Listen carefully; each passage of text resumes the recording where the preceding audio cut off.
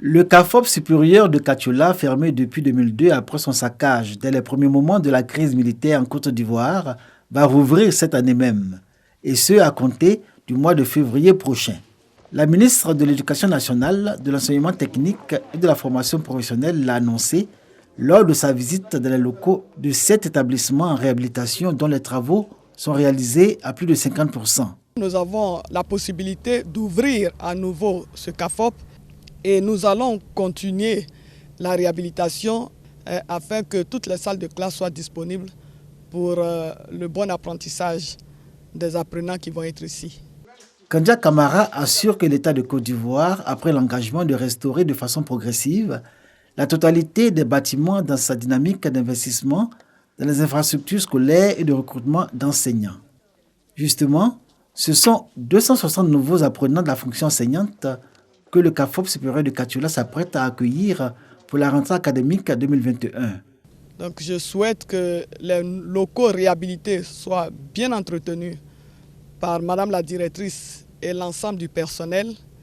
Je souhaite aussi que les apprenants donnent le meilleur d'eux-mêmes, mais nous ferons en sorte que cet établissement puisse continuer de former les jeunes Ivoiriens afin que nous ayons des enseignants compétents pour cette éducation de qualité que nous souhaitons de tous nos voeux ici en Côte d'Ivoire. Sur l'ensemble du territoire, ils sont au total 4000 admis au concours direct à suivre la formation dans les différents CAFOP du pays dès le 8 février 2021.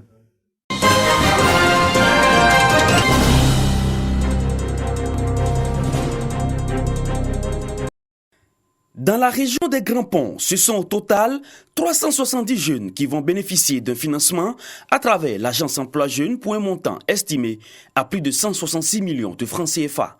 À Dabou, 150 d'entre eux viennent de recevoir le chèque allant de 100 000 à 2 500 francs CFA. Il s'agit de favoriser l'insertion socio-professionnelle des jeunes de cette localité à travers la création d'activités génératrices de revenus. Nous prenons l'engagement devant vous et devant toute la population de Dabou d'être de dignes fils de la région en utilisant correctement ces fonds et surtout en les remboursant dans les délais. Cette opération dénommée Agir pour les jeunes s'inscrit dans le cadre du programme entrepreneuriat mis en œuvre par le ministère de la Promotion de la Jeunesse et de l'Emploi des Jeunes. Elle entre dans sa 3e phase. Lorsque nous regardons l'ensemble des interventions du gouvernement depuis que Agir a été lancé et les autres programmes, FASI, permis de conduire, etc., c'est plus de 700 millions de francs CFA que le gouvernement a investi dans la jeunesse ici à Dabou. Mais mieux, pour accompagner les autorités locales dans la dynamique de consolidation de la cohésion sociale, nous avons décidé donc d'ouvrir une ligne de 500 millions de francs CFA pour l'ensemble des jeunes de la région, à l'effet de leur permettre donc, en dehors d'Agir, donc de réaliser donc des projets structurants, des projets communautaires. Avant cette remise de chèques aux bénéficiaires, le ministre Mamadou Touré, qui avait à ses côtés les ministres Essis Esmel et Isaac Claudé, a rencontré les leaders de jeunesse du département de Dabou pour briser le mur de la méfiance. Depuis les élections d'octobre 2020, Dabou a été l'épicentre de violences et souvent des jeunes ont été mis à contribution dans ces violences. Nous avons tenu à tous trois à parler à ces jeunes, leur demander de se recentrer sur leur avenir, sur leurs préoccupations essentielles, c'est-à-dire l'insertion, et de ne plus être sujet à manipulation pour quelques hommes politiques que ce soit. Des échanges francs et directs ont permis à chacune des parties de s'expliquer et de prendre des engagements œuvrés au renforcement de la cohésion sociale dans ce département.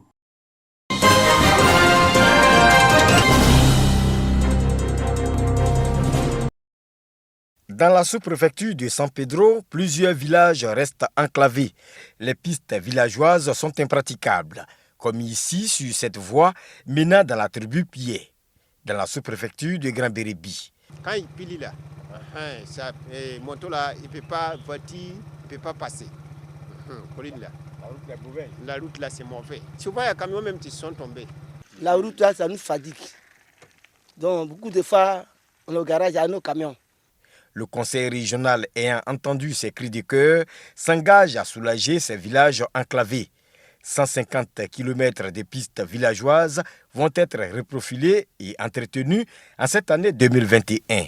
Dans les 150 km, il faut considérer 100 km de repros lourd pour le département de San Pedro et 50 pour le département de Tabou. C'est un reprofilage lourd. Mais effectivement, nous sommes dans une zone à forte pluviométrie et il est évident qu'il faut passer souvent. Sinon, une fois que les travaux seront remis, 6 mois après des pluies, vous allez vous rendre compte que comme si on n'avait rien fait. Donc maintenant, je pense que la route s'entretient. Ces travaux de reprofilage lourd ont été lancés dans le village de Dosso en présence du sous-préfet de Grand Bérébi.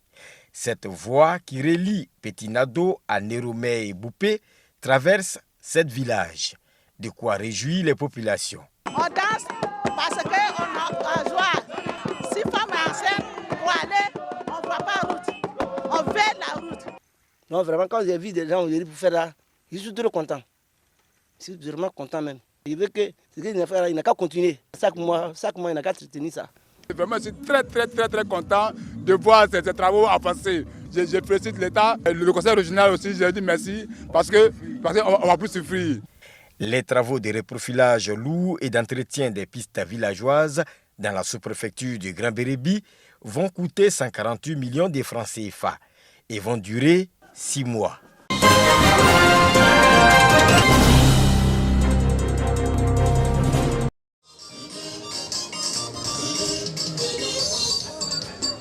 Une passation de pouvoir dans le respect de la tradition en pays Atchan. La génération Tchagba succède à la génération Dugbo. Bienvenue à Yopougon Kouté. Clément Apiti reçoit de son prédécesseur Boto Mbouké et Jean Roger les documents qui officialisent la prise de pouvoir de la génération Tchagba de Yopougon Kouté. Le village sera sous administration des Tchagba pour une période de 15 ans, comme l'exige la tradition. Remercier les aînés, de remercier aussi la génération Dugbo qui, dans son humilité, nous cède le pouvoir, et remercier aussi l'ensemble en fait de ma génération, la génération Tchagba. Et nous pensons bien que, avec l'aide de Dieu et dans un commun accord, nous allons pouvoir mieux et bien même diriger ces 2 villages. Yopougon Kouté a donné quitus à la génération sortante les Dugbo pour sa gestion administrative du village. Selon la coutume, ce sont les Dugbo qui deviennent les doyens du village et sont appelés à conseiller les Tchagba dans leur mission d'administrateur du village. Yopougon Kouté aura réussi son alternance.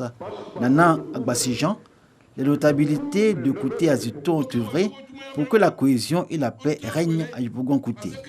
Nous voulons un village où règne une ambiance parfaite entre tous les membres de cette population. Nous voulons amorcer le développement qui certainement va nous accompagner dans nos projets de société pour ne serait-ce qu'accompagner nos vaillantes femmes à travers ce projet de l'espace manioc pour leur permettre de valoriser mieux leurs activités concernant le traitement du manioc pour transformer en attiéké. Les populations de Yopougon Kouté attendent les Tchagba sur plusieurs chantiers. Consolider l'harmonie entre toutes les générations et mener des actions pour le développement du village et le bien-être des populations.